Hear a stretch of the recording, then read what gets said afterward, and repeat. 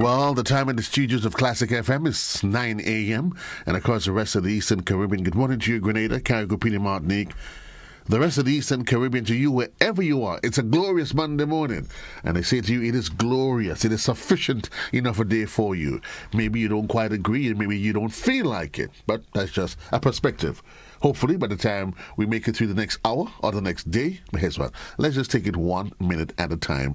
And things, if you can just change your perspective on life, tell yourself, you know what, the next hour, the next minute is going to be glorious. It is going to be glorious. So to you, wherever you are, those of you that's in radio, as 105.5 or 105.9, or if you're on GBN television, Channel 7, Channel 11, or Channel 20 if you're in cable. And those of you that's in social media, I say a warm and wonderful good morning to you for today, the 28th day of the month of October. October it was here, and the journey's on towards Christmas. And good morning to you. I want to say just thank you for being here, and thanks to the man himself, the man of the hour. I'm only facilitating him, Sylvan McIntyre. Sylvan, what's the calendar? How many days is it before Christmas? Quickly. But you trying to put me under pressure, man. No, you used to be under pressure. Yeah, October is like almost 60 days. Yeah, there, but it should be 58, 59? 50, somewhere around there. 57. Yeah. 24, 26, 29. Yeah, so it's under that. So that's about 23 days technically. You know? I mean, 53 days. Somebody will put us under pressure for that. So what do these guys? So today is like almost. Well, actually, no. Let's do this.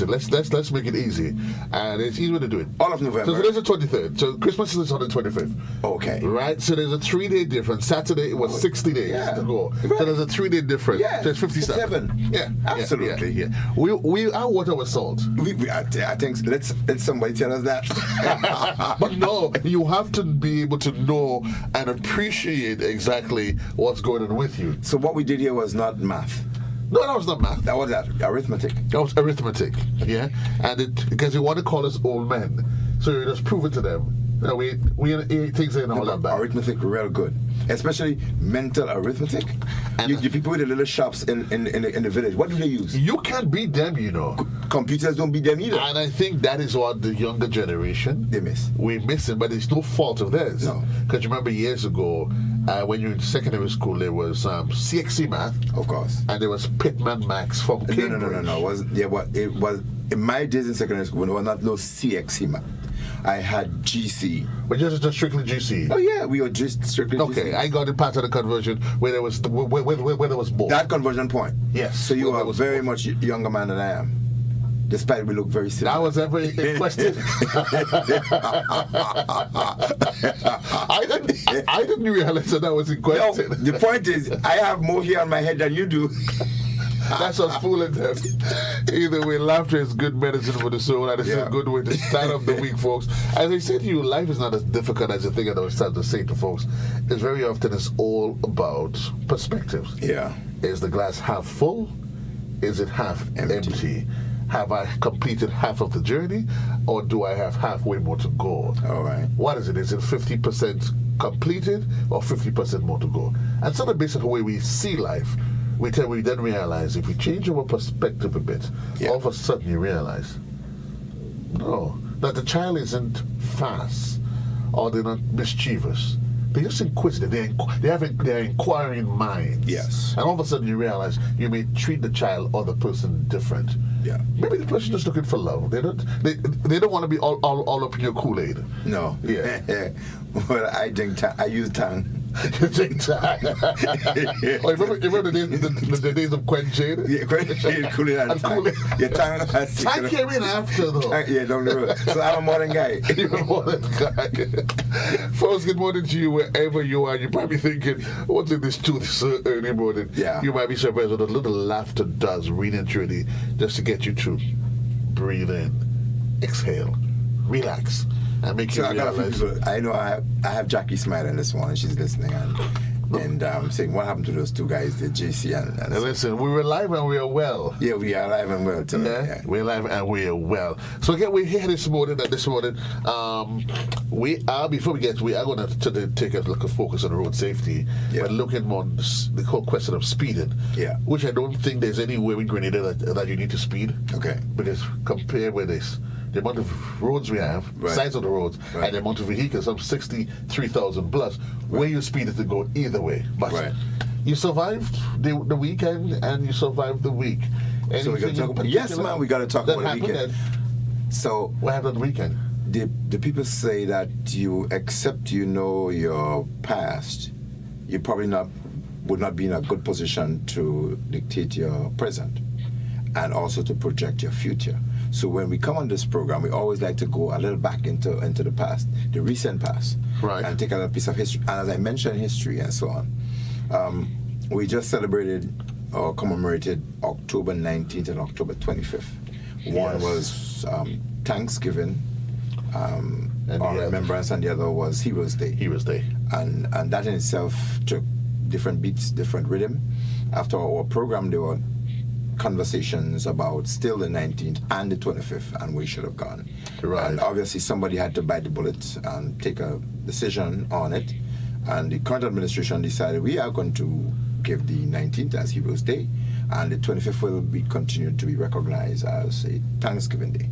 Whether you like it or not, somebody has to take a decision, and that's what leaders and authorities there for, to make a decision where there's doubts about it. You have to convince yourself that what you're doing is in the interest of the majority. And that decision has nothing to do, more often than not, with whether or not you like the administration or like the party. Or you like the party. Right. That's what leadership is about. That's correct. At some point, you have to take a decision.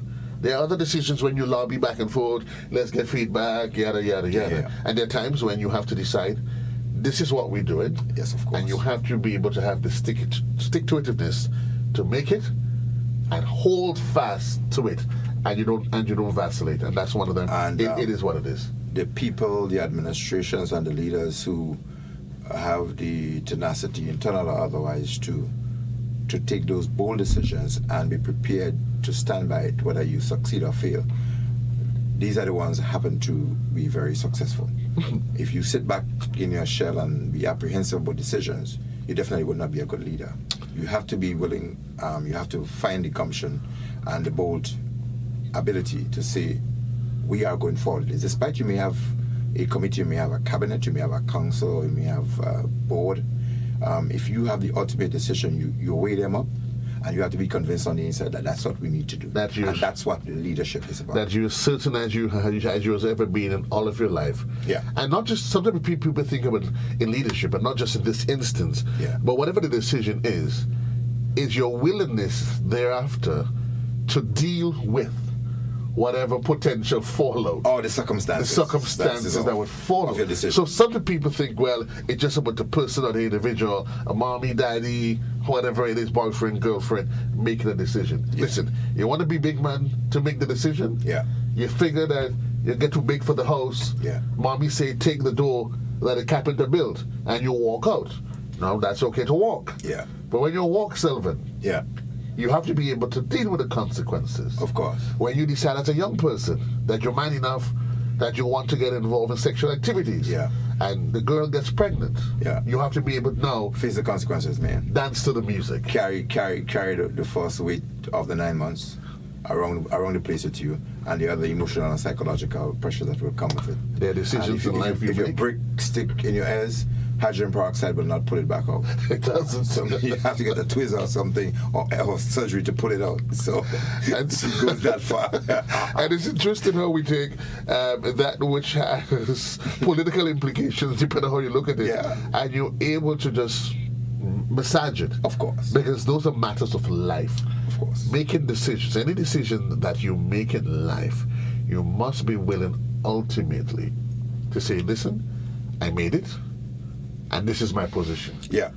I've been an adult for a long time. I've made lots of decisions in my life, and I have not made all decisions best decision, and that's human. Right. And there are people who will make decisions, and it does not come out the way the majority would expect it.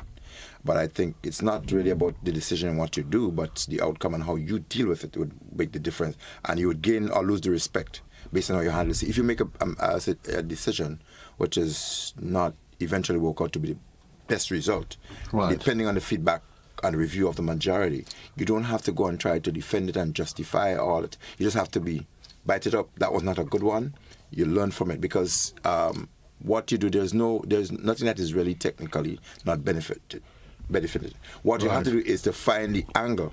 That's why today, as we have this foundation that we're speaking about here, the Asher McIntyre Safety Foundation, that is now driving the course of road safety for long. People said, how could you deal and go on with this?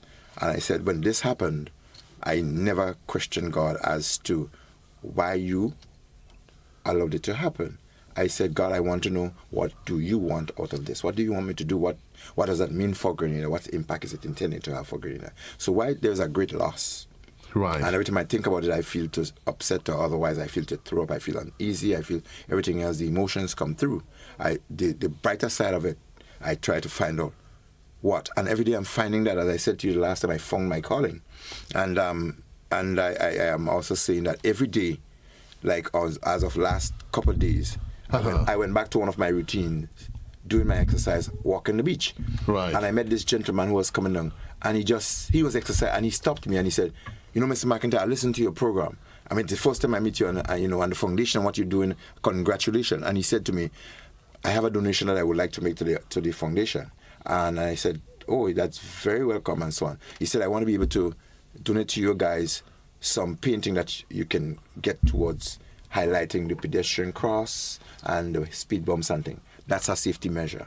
And so that's the kind of an impact. You know how many other lives we are going to be able to save and injuries we are going to prevent by just by that simple initiative, and by this gentleman making his gesture of saying, I'm going to be donating some paint.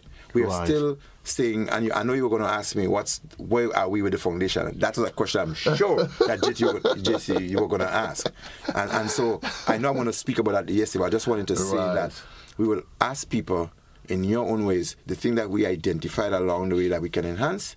You can contribute towards us, and we are going to bring it back into preventing further loss of life, creating further safety on the road, making sure the signs are well placed, they are conspicuous, etc. And the final thing, in terms of speaking about our history and recent history and so forth, realize that younger people, and the age seems to be coming on, but you seem to be mixing, and there's seldom the difference between the very older people and the younger people. We're growing adults together, and our recent history and so forth, things are running so quickly that we tend to be losing them. A couple of days ago, I was asking some younger people, and I think they're not so young. Right. But we are same height, maybe similar size and all of that, and we all are adults together. And I said, do you know that there was a lighthouse in Point Saline? They said, a lighthouse? I said, yeah. And they said, well, where was that? I said, at the end of the Morris Bishop runway, the airport runway. And I said, do you know where that is right now? They said, no. I said, do you know right in front of the departure lounge, there's a structure up there that is the structure that was taken from that old lighthouse. And I said, as young fellas, we used to drive or use bus tours and all of that to go down to the lighthouse. And the lighthouse was a beacon. It was something that they used for navigational purposes. Planes going to Pearls, and vessels coming into Grenada, they understand where the lighthouse is, you get that southern tip and that direction, and so forth. So when the airport was being built and opened when was it? In 1984 it was 84. Open? Yeah. And I applauded the initiative that they had, Walk the Airport, recently, right? They had it, you know that? Yeah, that was for 25th. The 25th, yes. Right. So I was speaking about the lighthouse, and the people say they never knew. And I said, yeah, that's part of our history. The point is, we're losing a lot of the engaging local history. It is interesting. People said to me they've been to the airport and they didn't realize that this piece of structure in front, they have some significance. It also identified the need for us to be able to identify our history places on island and put proper markings and readings that would say to people, this is exactly. I cannot say at the airport that there is something that say what this structure is. I don't think I've ever seen I mean, for me, I'm aware of it because by virtue of growing up on the South. Right. I told the police, I always jokingly say, I told the Cubans Right. where to put the runway. Right. You told them? That's really good. Absolutely. You were able to speak Spanish? In Spanish, tell me what you told them. I told them, you habla poco. Sí. But it's an excellent point that you make. Yes. And the reverse of it is that it is important that we learn to show respect for everything and everybody. Yes. Because let's assume you not knowing what it is, or you meet somebody not knowing who they are. Yeah. You may tend to want to disrespect them. Right. And then you get to realize, and then you have to apologize. That's why we usually want to say in life, you extend, there's a basic measure of courtesy. Yes. That you extend to everything and everybody that you see in life. You don't have to know that this is Sylvan McIntyre. Yeah. And he went through X, Y, and Z Right. to appreciate what is being done. Right. So let me expand a little bit on that, and followers, bear with us. This is critical and very, very important in my opinion. So as we came through the week, I attended a staff development session in St. Patrick with some teachers, preschool teachers and so forth. And part of the engagement was first aid. That's one of my pep thing. I also did 2 days, Saturday and Sunday, with the Grenada Olympic Commission. Right. With some athletes and coaches and so forth. And when the lady was introducing me and so forth, she started giving some of my accolades and all of that. And she ended by saying that, Mr. McIntyre, I would think that we're kind of maybe not the right thing I'm saying, but when you die, they should give you a state funeral. I was like, you actually said we actually, the reality of life is death, right? If it, whether it's that, there's death. But her way of showing the appreciation, she's saying, you're doing so much for Grenada. What you're doing, is so welcome. In other words, she was trying to say in different words, you should give people their flowers while they are alive on the roses. But she's also saying, and when that person passes, you should also give the recognition. I was like, I give a really nice smile and say, well, I don't really look forward to the death. If I die anytime soon, I'll be disappointed. But at the same time, it is what it is. And it's not about me doing, but there are so many persons in our state, in our country, that they seem to fade away. We don't recognize them very well.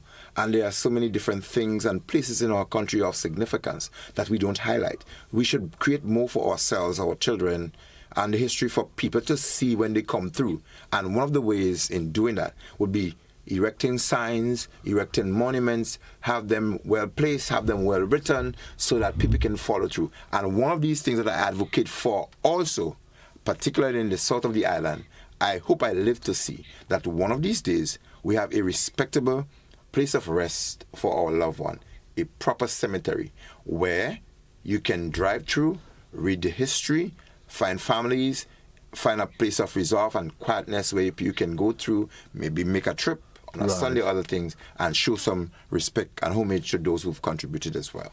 It's part of the match to the progress as a society. Maybe it doesn't happen today, maybe tomorrow. Right. And that's why it's always important that we be cognizant of, and not necessarily complain, but ask ourselves, how can we be part of the solution? Yes. Don't complain, well, why? And listen, it's non-essential. I remember one day somebody asked me, well, why Sylvan didn't do this at that?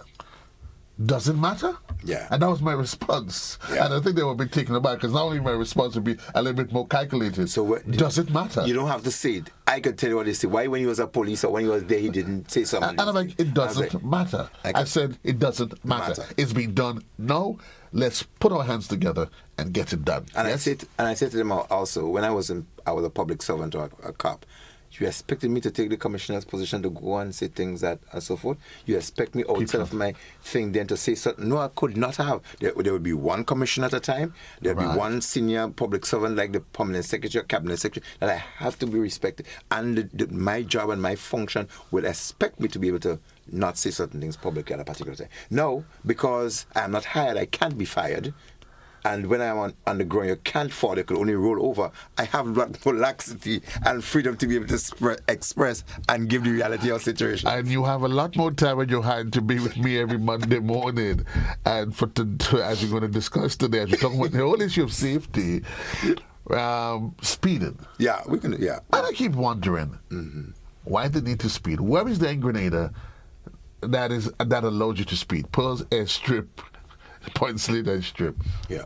But let's talk seriously. Talk about the issue of speeding. Yes. And the challenge it poses to us, but the need for us to be able to regulate how much we travel, at what speed we travel at different parts of the island. Yes, and we are also hoping to be able to give a few tips to the persons, the drivers, who may not be listening to us. But Right. I think this program have a way of reaching some people. It does. That Sakitan Palilot. Somebody tells somebody else. And let's that we pass the listen to message program. along. We pass the message on. They are in school, they are in college, they're not listening to us right now. They are on the job, they can't go to their radios and the television. But when they come home, we have an audience. You don't have it. We have a listening audience, a group of retirees. They listen to us. Margaret, good morning to you. So we do have a group of retirees. They sit at home. A couple of your friends. No, ours. Why did you say my friends? Retirees. They're your friends, not No, mine. retirees is not a friendship thing. Yeah, it's an association. Of course. So you graduate into it. Some of your associates then. Yeah, you don't just get into it. Right. You have to be qualified. You gotta be qualified. To be a retiree. So it doesn't have a friendship. No So friendship. we want to get that straight. Right. It's not just friends. I do have friends, but when we speak about the retirees, it's an association. It's not a club or otherwise. But I think one of these days I want to be vice president of the Retirees Association. There's so much that they do. There's just so much that There they is what? do. I was referring to not the Retirees Association, but GAP actually. I just see that because I don't know that. GAP. And I've been part of them actually for quite some time. You are?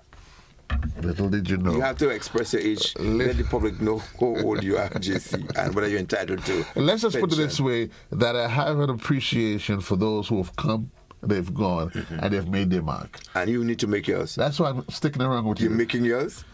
I've made my mark At the GBN. at more ways than one, and I'm continuing to make my Great. mark. But on the serious matter of the speeding and road safety that we're going to be speaking about today, we did say we're going to talk about it, and we're going to talk as to whether or not the miles per hour, the kilometers per hour, whether it is relevant to every part of our streets. In the previous host, we mentioned an aspect of it, that driving at 20 miles per hour in town,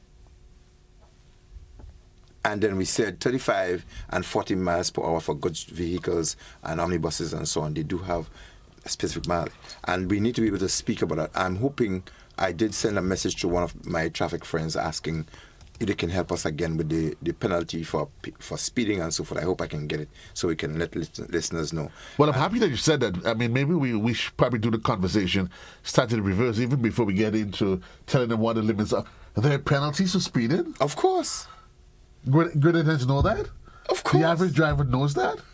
If you break the speed limit, Yeah. of course there are penalties for it. So let's There's a fine talk for that. So let's establish now, so persons are aware. Let's talk within the town of St. George, Yeah. because everybody always seems to be speeding going somewhere, and I don't know why. So where does the town of St. George start? As you enter from the old government house roundabout, there's a sign that says it does say about 20 miles per hour in town. Right. That's an indication that you're entering the town. Do you know of anywhere in town that one should be permitted to drive at that amount of speed? But let's track it up a little bit. I generated a keen sense of observation. We identify some things wrong as the AMSAFER. Some things that need to be adjusted and changed. One of the things we mentioned about are some of the road signs.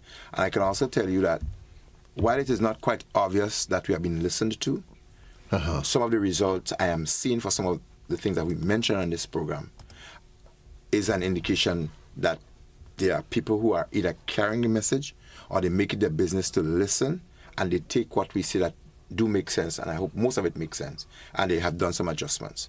Some of the road signs, I remember one of the callers did call in and say to me, when they say closed road, exactly what they mean. And he did say it is supposed to be CLOSED and not CLOSE. And we did mention something about single file for traffic and all of that. And I can tell you when I drove around, not many days after we had the conversation, those signs were adjusted. Right. We spoke about, GT and I, quite a bit about the widening of the road in the Grande Tang area and so forth. That was adjusted, but it's not complete. It seemed that there's a lull on that. But that was a welcome initiative, and some of the corners going further south, not. They need to be expanded as well. So yes, the whole aspect of the safety issue, the speeding and so on, one of the things we found is that the miles or the kilometers per hour, they're not very consistent. And they are insufficient across country. And it seems as though sometimes that the signs that we need to put up, we put them up far and in between. If you follow some of the international road signs and highways and everything, you see them ever so often in your face. The more you see them, I guess the more you are reminded. You are reminded.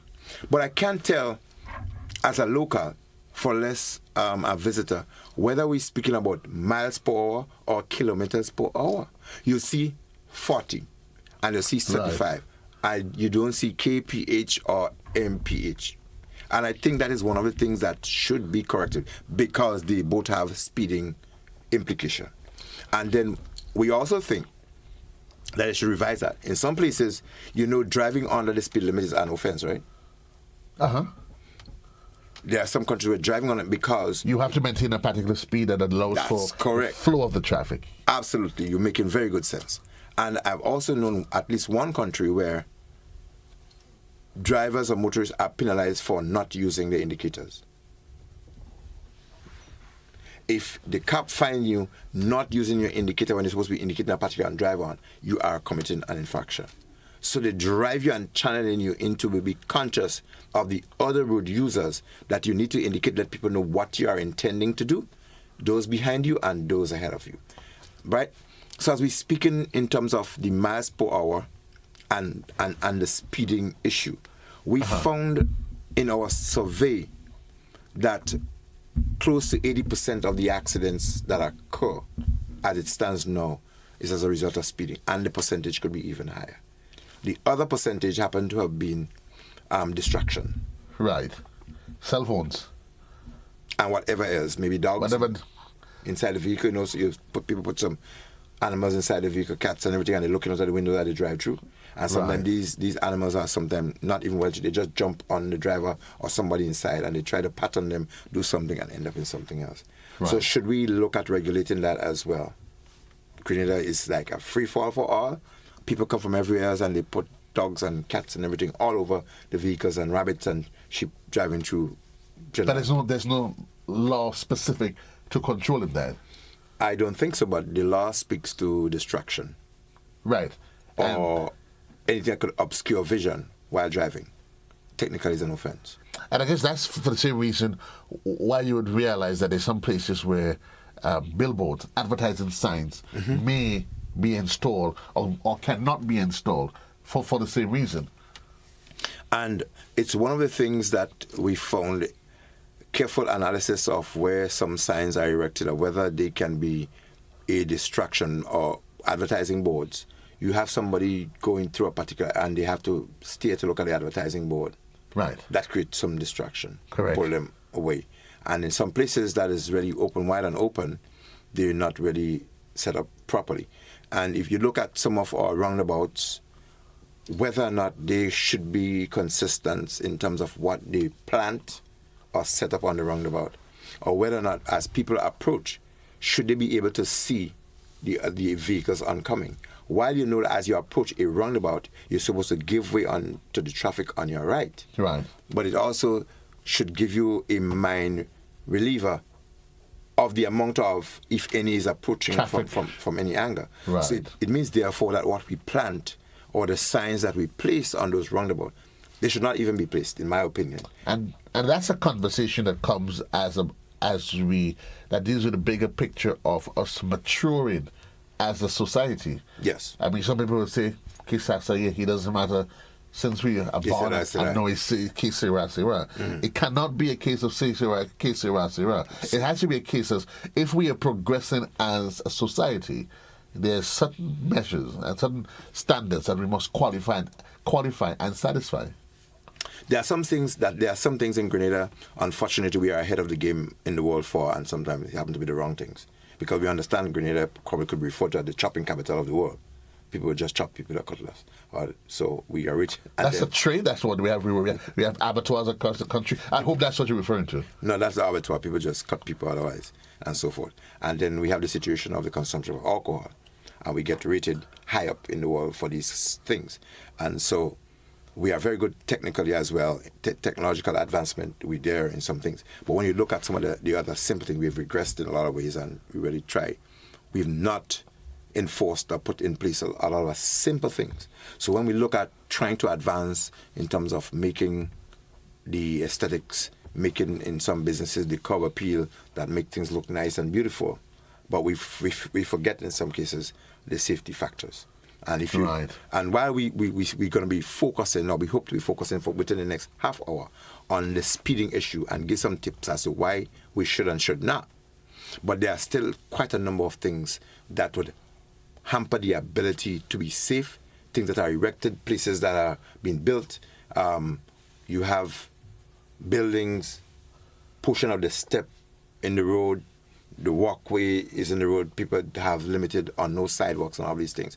And you tell yourself, whether we're planning and development, we foresaw that these are some things that we should not have permitted. Well, that's right. That's almost like a Pandora's box. That I'm opening here? That's you opening there. Because that's a challenge when it comes to us when in our ability, very often, because everything seems to take on a political tone. Yes. We plan short term. Yeah. Because a party goes in for 5 years, so we plan just very, very, very myopically. But on the issue of speeding, though, yes. I just the other evening, it dawned on me, these SL. The big trucks? They do not have a different speed limit to other vehicles, you know? They don't? No. These big trucks and trailers? No. Could never be. There are only two categories of speed. We have for the bigger truck, you have the 40 and the 35 miles per hour. So with the small vehicle, you have and the big one, you have the 35 miles per hour that they are allowed to do. But with those massive and those bigger trucks that we see on the road, I think it speaks a lot about how we are vigilant in terms of policing those violators. These guys that carry the tractor trailers, some of them violate and speed along the road that they feel that they own the road. That the law indicates that if you carry one of those, you should have like a forerunner that gives the caution that you have a larger vehicle approaching. In some cases, they move along the road and they just appear on you. That's one. They travel at a certain amount of speed because they think that they have to cover a certain distance within a given time.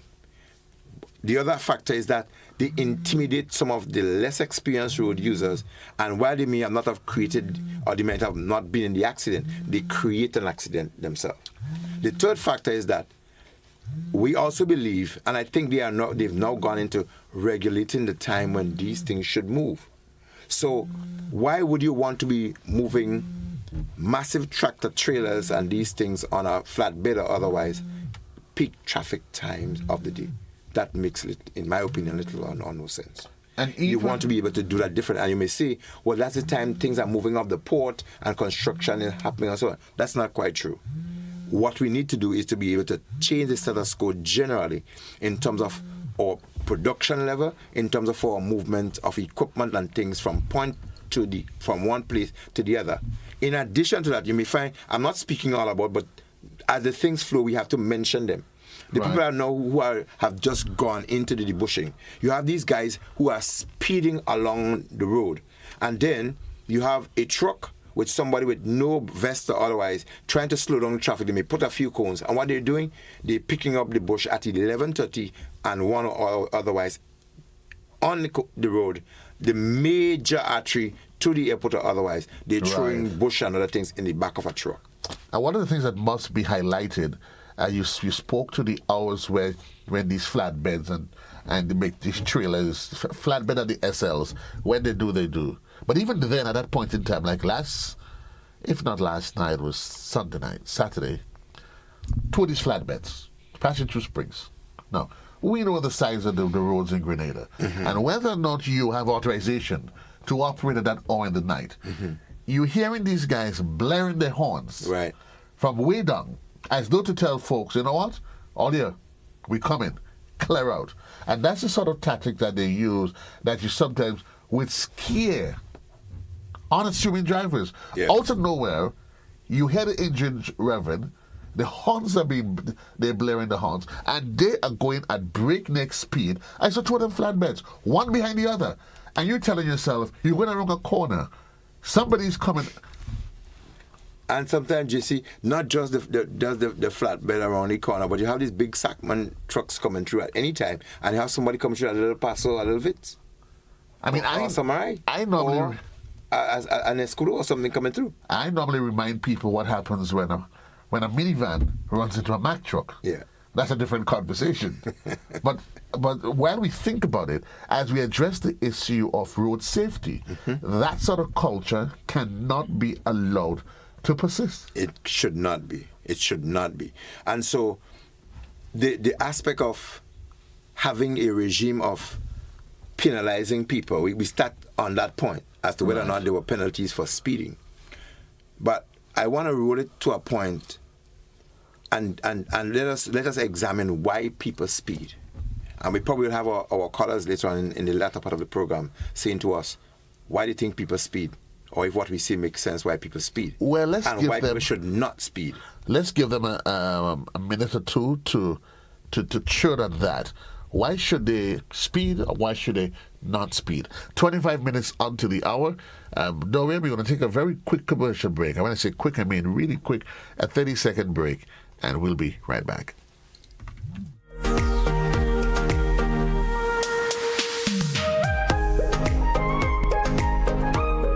Tourism is me, tourism is you, tourism is everybody, and tourism connects us all. Did you know that tourism generates revenue and foreign exchange earnings? Did you know it stimulates infrastructural development and facilitates cultural exchange among people?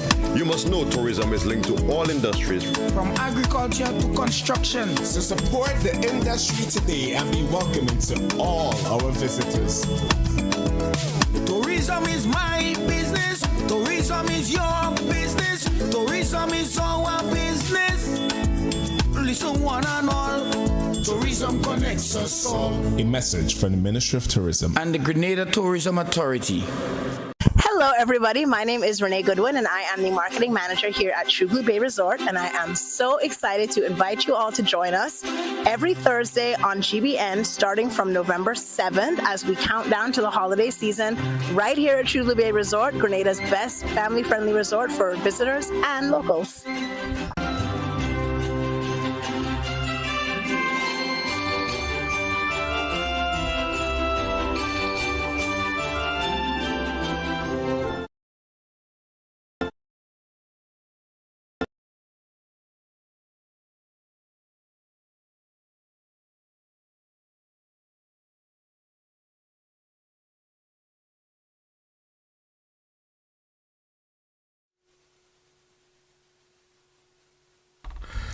Well, what did...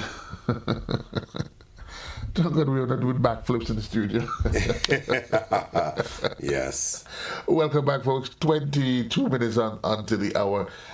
Just before the break, we were asking the question, is it ever okay for us, a driver, a road user, to speed or not speed? Right. Why would we want to speed, Sylvan?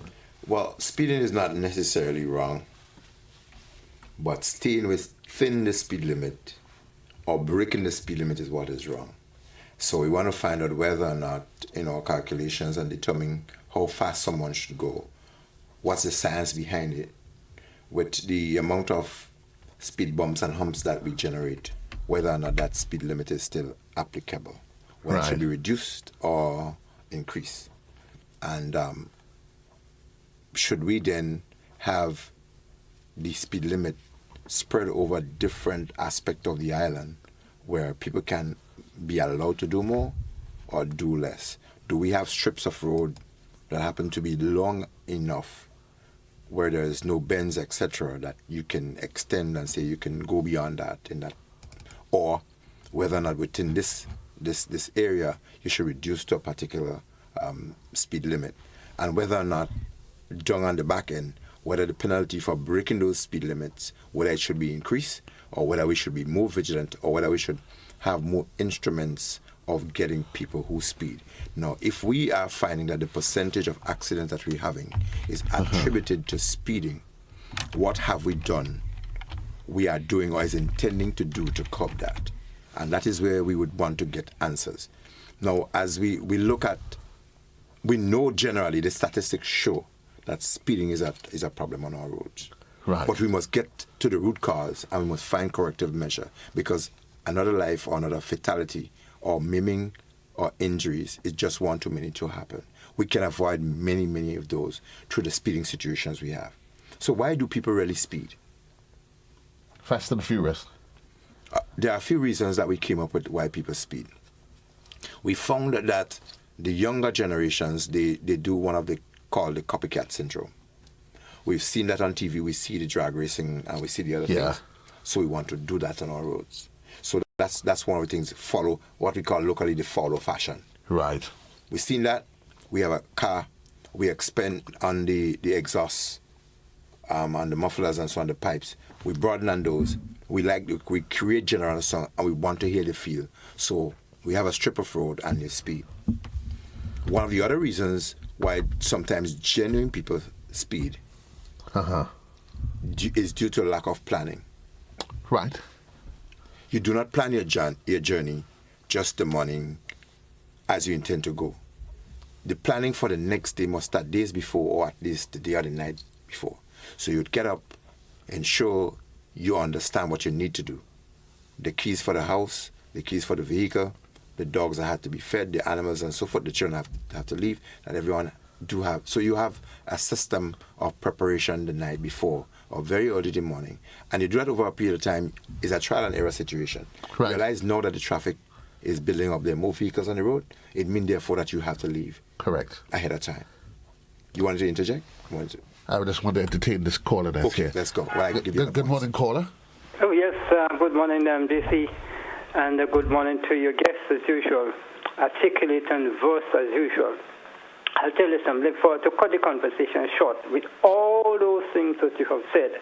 And I will just give you a tick, tick, tick, tick for all of them. I want to give you some homework. If you could find out for me and for the nation from the political directorates, many of them, what is the long-term plan and what I hope to achieve by 2075, where this country would be by 2075, specifically, area by area, from putting people to work to expanding the economy to the extension of businesses, and to the business people, the same thing, and to come up for me the answer. Because you're talking about planning that we don't have. But just to test you and to test them, give me that information, please, so maybe by your next visit. Thank you very much, sir. So Thank you. I know from my prior engagement with the public service that they are written for 2035. They are wrong. I know most of the plans that I looked at, they get some planning into 2035 and beyond, not quite to the 75. But he has expanded that a bit, and I'm not too sure the answers he's going to get would take us that far. We'll just hope we have a caller on the line. Good morning, caller. Hello, caller, you're alive. Yes, I don't see any reason, really and truthfully, for speeding in Grenada. Places are so close to each other, there is no need to speed. For instance, because speeding and these holes in the road and you trying to avoid holes in the road is definitely a cause or a reason to meet in an accident. Look at what happened on Lansopine Road last night. It's ridiculous. This morning, 5:30, I'm going to the beach, and I see the car turn over there. And I said to myself, this person cannot be alive. And I heard the report that the person died. The car is crushed. It has to be speed. It can't be anything else. Where are you speeding to go 12 o'clock in the night on the Lansopine Road? It's ridiculous the way these people drive. They don't take their time. They don't think about anybody else. They just go. And that is the problem. There's no need to speed, because you speed, you meet in an accident, you're dead, or you still have to wait. Thank you. Very true. Regrettably. I mean, Yeah. she said it bluntly, Yes. but it is the reality. Right. It is a reality. To go back to the point that you were making this morning about planning, Yeah. that planning is not just about, and you hinted to it, and you must recognize it. So if you know the load of traffic that passes in your area. So for me, in Springs, if you get a bus, you're moving from between 6:45 and 7:20, 7:15. It takes you 5 minutes to get into town. 10 minutes. Okay. Once 7:15 goes, you know that traffic moves literally. And we're not comparing our traffic to anywhere else. No.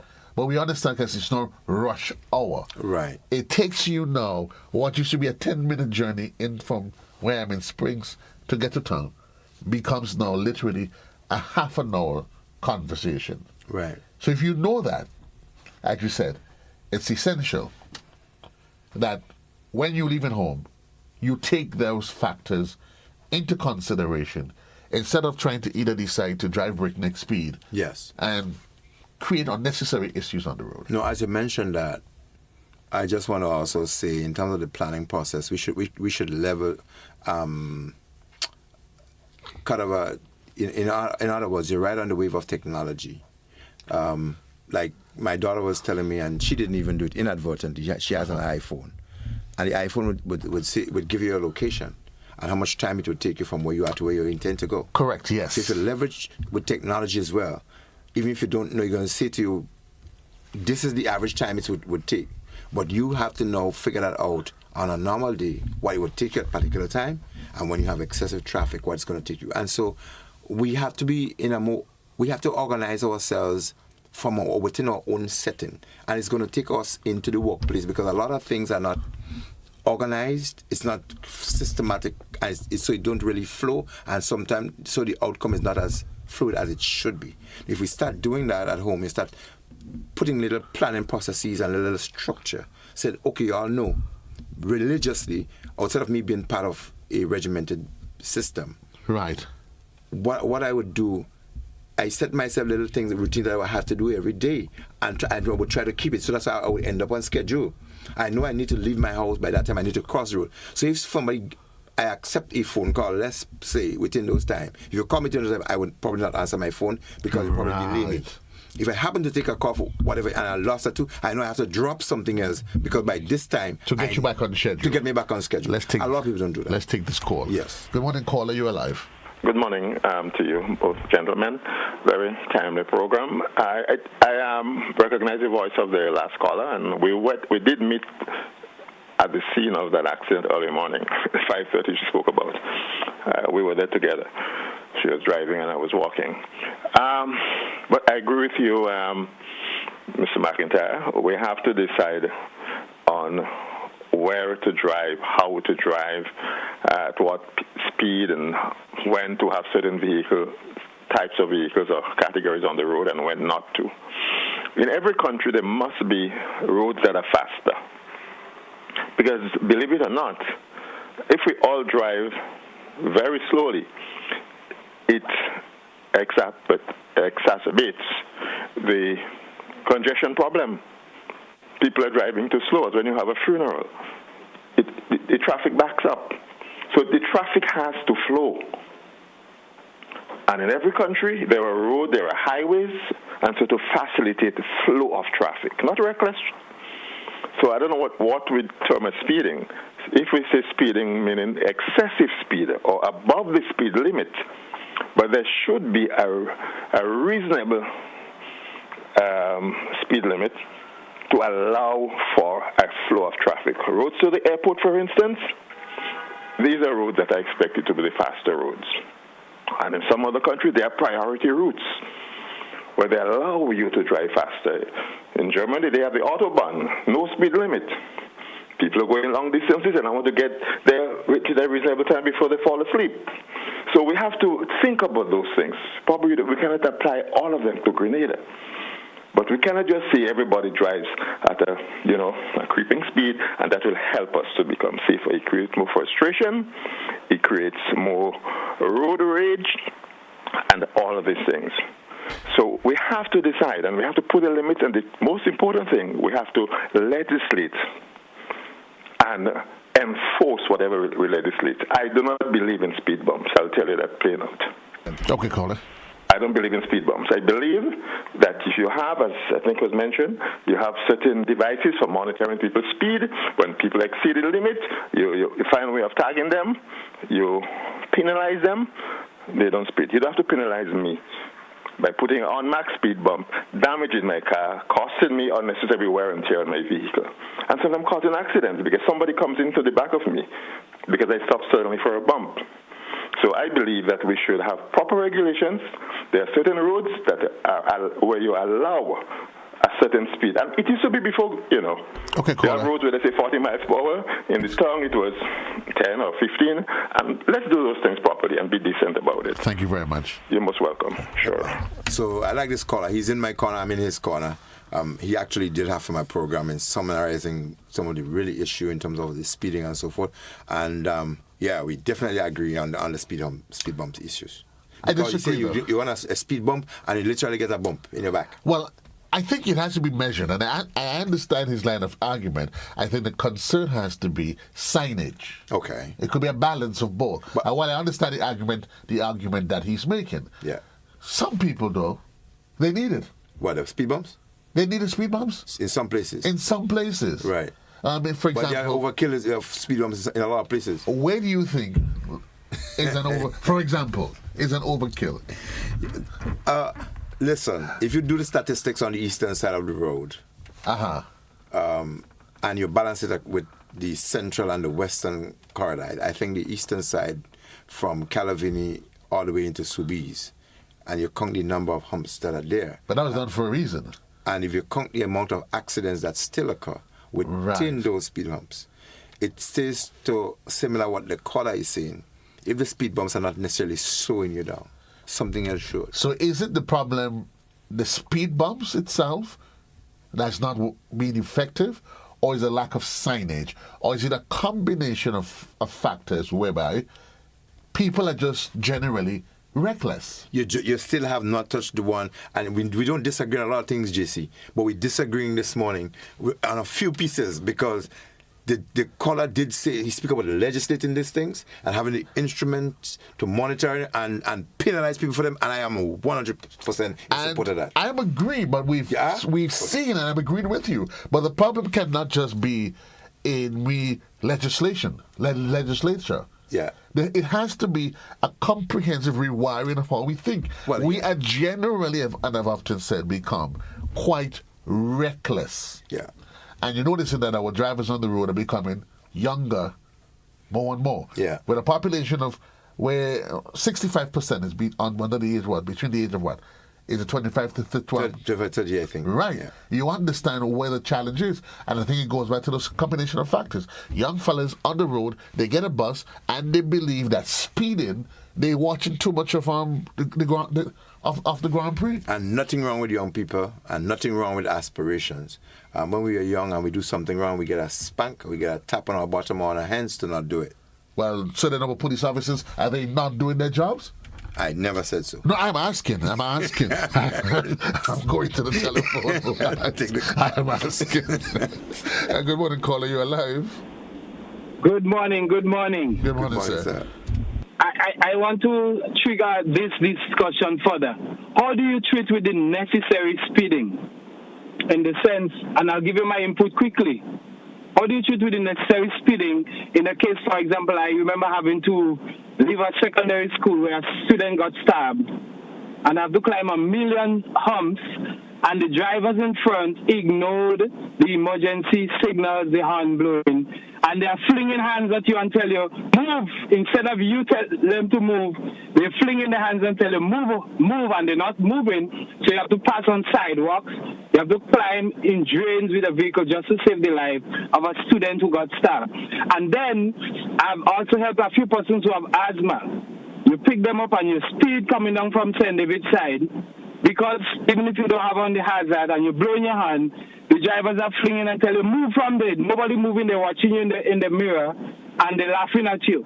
And you have to force to escape just to save the life of this person. But what can you do? What can you do? What should be happening with that education aspect of it, of the people who just think you're just speeding? Okay, thank you, Thank sir. you. So I think you hit an important aspect. yeah, Education. Right. You mentioned it. Rearranging our ignorance, and rearranging our ignorance is another way of saying educate and reculture, and that is factual. But it is really, really difficult to bend a lot of trees when it is young. So sometimes you have to use other measures. You have to prune, or sometimes you have to do some things to get a tree to in a position that you really want it. But yeah, he's absolutely right. So two things here, sir. We think that as a nation we need to continue with programs like these to inform and educate, because I was going to the point of saying some of the things that we need to do so we can reduce that. But the system must support us in doing it. And the other point, which falls against squarely in some of the things that I do, you may have emergencies that you have to deal with, and speeding may not necessarily correct it. But if you are equipped with the knowledge of first aid or otherwise, you would know that there are things that you can do to that asthmatic victim or patient, or somebody who has some level of injury. Your passengers or yourself can do certain things as you make your way to the medical facility. So you don't have to be that apprehensive, because you know somebody is competent to render some level of first aid as you go along. And that's one of the reasons why people speed, because they think now that an emergency has occurred. Speeding is what? We need to get to the medical facility as quickly as possible. But we can curb that by having the knowledge of what do you do while on the way? And that's an important element. Maybe what needs to be done as part of the education process and the licensing process, it should go simultaneous, hand in hand with one of those basic first aid training. You pass your basic first aid training, and then you get your license as well. Well, I am advocating strongly for legislating and making first aid certification mandatory across a lot of sectors. If you're going to be dealing with two or more persons in any form or the other, in a business or otherwise, or any entity, institution of learning or any place, you should have a valid first aid certificate. I think our island could be one of the first to go at that level of safety, but we need to upbeat it, because it impacts quite a number of things that we do across country. In our workplace, the workforce is hindered because something happened where somebody could have treated it, and the whole workplace panic, all up, because there was an issue that didn't require that reaction or this response. And people will become apprehensive, anxious, or otherwise, because they lack the knowledge of the right thing to do. So if we say across the board that you're going to be going to deal with tourists, open a business, do you have a first aid certificate? You come into my workplace, you're dealing in the food industry or otherwise, a restaurant, hotel, a cafe, do you have a valid first aid certificate? You're dealing with people. Something happened there. You go in to work in a kitchen, you're a chef or otherwise, there are going to be X amount of people dealing with. So if across the board we generate that kind of a standard of culture, health and safety, that culture of safety, that in itself could curb speeding. Safety in the school, safety at church, safety at work. Yes. What if I'm here, while I'm on air, something happened? I suffer some respiratory challenge. Yes. What should be the next course of what action? Somebody will try to do, just grab you up and try to go with you to the hospital without treating you. And then you get halfway down the road and then realize that there is a traffic congestion. Right. And then you want to blame the traffic. Well, it's a challenge. So as you said, but one thing I want us to touch on before we go there, while it should be wrapping, as we deal with the issue of safety, and we can always maybe just tease it today. Defensive driving. How can that assist? What knowledge of defensive driving? What role can it play in addressing some of the issues Critical role. on the road? Critical role. I happen to have been one of those defensive student and instructor years ago. We had a facilitation came from Trinidad. I spoke to a gentleman from Grand Lake one time, and he told me that there was actually a body that was teaching defensive driving. And I think their company, they're advocating that defensive driving is a must for the drivers of the company's vehicle. And that is, in a large sense, it is helping our culture, and it is helping them in the workplace because it helps them to be more cautious on the road, to be safe, and the protection of the vehicles that they drive. They will have longevity and so on because they learn to be defensive. And I think defensive driving is something that we also need to go one of the ways. I'm trying to get that into Grenada. We have it more institutionalized, and it becomes part of the reform and penal system so that people who have repeat offenses, driving infractions, that we are able to send them to do a defensive driving course rather than some community service of some sort that sometimes make little or no impact, or whether we get them incarcerated in a prison that is overcrowded. Let's get them to be reformed in some way to come back and make a contribution and to be better on our streets and roads. Indeed. It's 10 o'clock within the studios of Classic and across the rest of the Eastern Caribbean. Folks, the issue of safety is not a conversation that should be isolated. It's not a conversation just for Mr. McIntyre, not just for myself or the Asher McIntyre Foundation.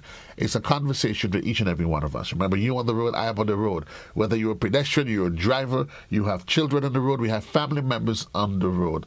And the knowledge that we have and the culture that we inculcate could make a difference. I've seen a gentleman was talking about when you're on the road, because we've gotten to the point where we assume we hear the siren. You know what it says, but very often we tell ourselves, well, I don't know.